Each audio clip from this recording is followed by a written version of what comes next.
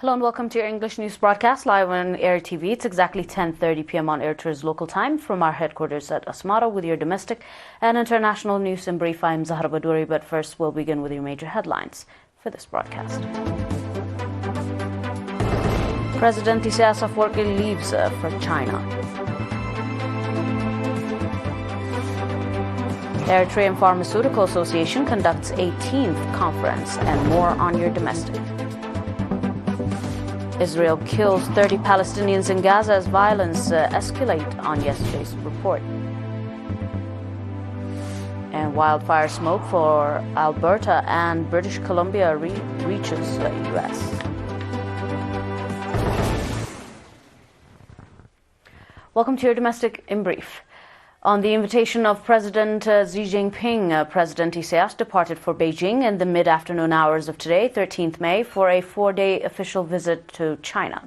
President Isaias is accompanied by Foreign Minister Osman Saleh, Minister of Foreign Affairs, and Minister of Finance and National Development, Dr. Gergis Teklemikael, as well as Minister of Trade and Industry, Mr. Nasruddin Mohammed Saleh. The two heads of the state will discuss political, economical, financial and development and trade issues to further consolidate the warm bilateral partnership that exists between the two countries. President Isaias Afwerki and President Xi Jinping will also discuss regional and international issues of mutual interest. The Eritrean Pharmaceutical Association conducted yesterday, 12th May, at Asmara 18th conference.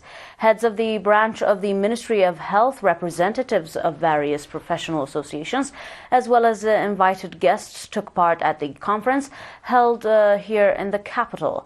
Speaking at the event, Mr. Iyasu Bahta, president of the association, stated that the association, in collaboration with members of pharmacists, is registering commendable achievement by creating a forum for exchanging ideas and experiences, organizing research in raising the knowledge of the public and health issues, ensuring the safety of patients and effective application of medicines.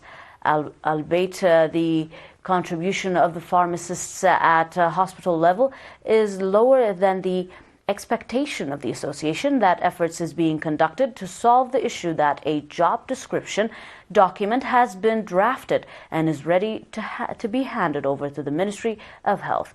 Mr. Iyasu indicated various research papers on the effective application of medicines, proper use of drugs, and cautions to be undertaken by the society on the issues of medicine, as well as disposable and elimination of substandard medicines, among others. Participants conducted extensive discussion on the reports and research papers presented and forwarded various recommendations. The Eritrean Pharmaceutical Association was established in the year 1992 in the month of August.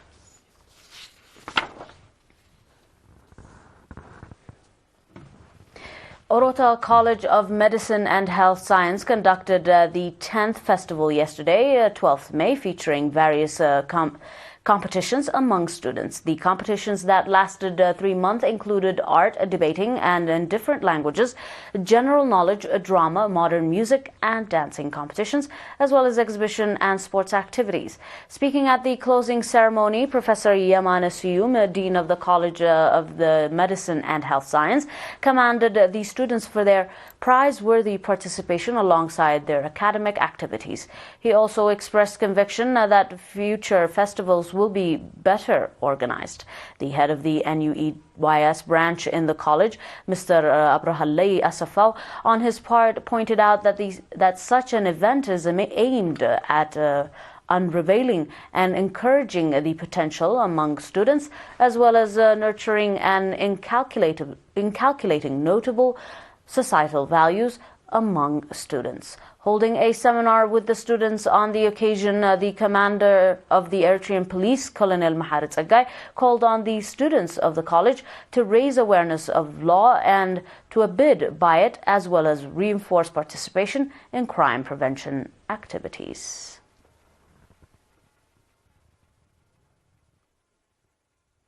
Sports and Cultural Week of Schools in the Ansaba region opened on 11th May at Karan Stadium on your final domestic. At the opening ceremony, which the governor of the region, Ambassador Abdullah Musa, and other officials attended, Mrs. Tergisti Mahari, head of the Sport and Culture and Health at the Ministry of Education branch in Ansaba region, commanded all subzones for strong participation. The head of the Ministry of Educational branch in Ansaba region, Mr. Kaflai Andamikail, on his part stated that the program plays a due role in building the capacity of students on all sides and expresses conviction that it carries a lasting meaning as it is being conducted during independence celebration. About 1,800 students from over 300 schools and from 9 subzones of the Ansaba region are expected to participate in the Sport and Cultural Week that will be conducted until 15th of this May.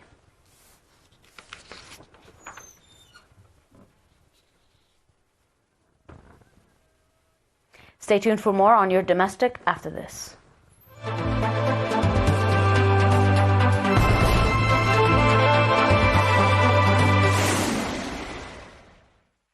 On your international line, Israel has killed 30 Palestinians and injured more than 90 others in air attack on the Gaza Strip since Tuesday. According to yesterday's report, the Palestinian Health Ministry reported that the victims, including 6 children and 3 women, as well as the head of the Palestinian Islamic Jihad Rocket Forces and his deputy. Palestinian factions in Gaza continue to fire rockets in retaliation from the based coastline enclaves into Israel, killing one person on Thursday. Aimed meditation efforts by Egypt, neither side seems ready to douse the worst flare-ups since August. Now it is the third day as reported. In quotation, "We are at the highest of a campaign, both offensive and defensive," Israeli Prime Minister Benjamin Netanyahu said in a videotape stating, issued during a visit to the airbase. The death of Ali Ghali and Ahmed Abu Daqqa brought to five the number of senior figures from PIJ killed since Israel began attacking Gaza early on Tuesday. On your final report, as of Thursday, there are 75 active wildfires in Alberta, 23 of which are considered out of control. Early May is typically the start of wildfire season in the region, but experts have said that this level actively is unusual. Temperatures are expected to rise sharply in the coming days, fueling a concern of more fires to come. Images taken by the U.S. National Oceanic and Atmospheric Administration shows that the smoke from the Alberta wildfire has traveled far to the eastern portion of Canada, reaching Quebec and Ontario down to the U.S.-Canadian border. NOAA said on Twitter on Thursday, Canada's wildfire season is off to an unusual active started in quotation. The NOAA, however, fire and smoke map showed much of Canada covered in light to medium smokes as of Thursday evening. The map also shows light smoking hanging over much of the U.S. northeastern and mid-Atlantic regions. In the Washington, D.C. area, the National Weather Service said that Thursday's bright orange sunset was caused by smoke from the Canadian wildfire. Covered by smoke from the Canadian wildfire remains suspended in the upper atmosphere. At the fires in Alberta continues to burn, 300 members of the Canadian military are being deployed to help local firefighters put out the flames and on the ground and by air, officials reported, according to yesterday's report. That is all for now with your domestic and international news in brief. Until we are back with some more news, stay and enjoy the rest of our programs. But until then, these are your major headlines for this broadcast in review. President Isaias Afwerki leaves for China. Eritrean Pharmaceutical Association conducts a team conference.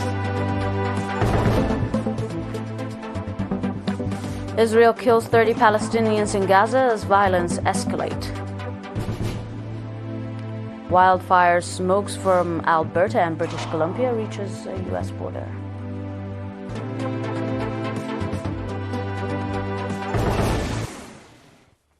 Stay tuned for more of your news here on ERi-TV, but until then, bye-bye for now.